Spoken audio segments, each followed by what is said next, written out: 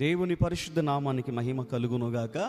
ఈరోజు కొరకు దేవుడు మనకు అనుగ్రహిస్తున్న చక్కటి దేవుని వాగ్దానం హోషేయ గ్రంథం 14వ అధ్యాయం 9వ వచనం. జ్ఞానులు ఈ సంగతిని వివేచింతురు, బుద్ధిమంతులు వాటిని గ్రహించుతురు. ఏలయనగా యెహోవా మార్గములు చక్కనివి, నీతిమంతులు దానిని అనుసరించి నడుచుకొందురు. కానీ తిరుగుబాటు చేయువారు దారికి అది అడ్డము గనుక వారు త్రొట్టిల్లుదురు.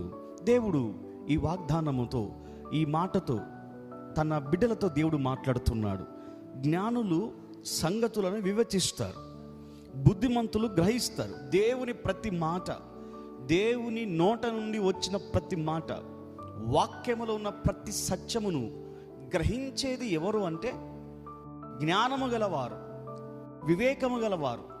వారు మాత్రమే దేవుని మాటలను ఆలకిస్తారు. ఎందుకంటే బుద్ధిహీనులు, జ్ఞానము లేని వారు దేవుని మాటలు లక్ష్య పెట్టరు. ఎందుకు అంటే ఇవి చక్కటి మార్గములు. ఏలయనగా బుద్ధిమంతులు ఎందుకు గ్రహిస్తారంటే ఇవి ఏలయనగా యెహోవా మార్గములు చక్కనివి, నీతిమంతులు దాన్ని అనుసరించి నడుచుకుందరు. దేవుని మార్గం ఎప్పటికైనా చక్కటి మార్గం. దేవుని మార్గం రాజమార్గం. దాంట్లో ఇంకా వేరే ఎటు వెళుతానికి కానీ, ఇంకా వేరే ఏ ప్రక్కకు వెళ్తానికి కానీ అవకాశము లేదు.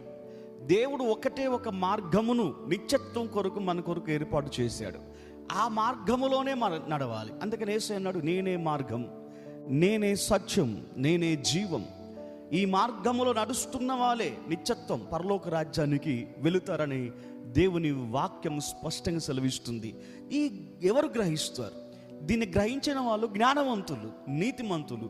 నీతిమంతులు, జ్ఞానవంతులు మాత్రం దీన్ని గ్రహిస్తారు. అయితే బుద్ధిహీనులంట మరి దాన్ని తిరుగుబాటు చేయువారు, తిరుగుబాటు చేయు వారి దారికి అది అడ్డము గనుక వారు త్రొట్టిల్లుదురు.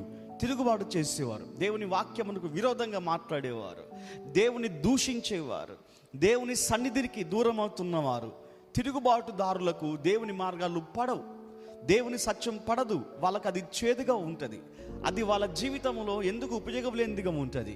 కాబట్టి ఈరోజు ఈ వాగ్దానం, చక్కటి వాగ్దానం దేవుడు మనకు అనుగ్రహిస్తున్నాడు. మనమందరం నీతిమంతులుగా ఉండి జ్ఞానవంతులమైతే ఆయన మార్గంలో నడుస్తాం. అట్టి జ్ఞానము, నీతిని దేవుడు మనకు దయచేసి ఆయన మార్గములో మనల్ని నడిపించునుగాక.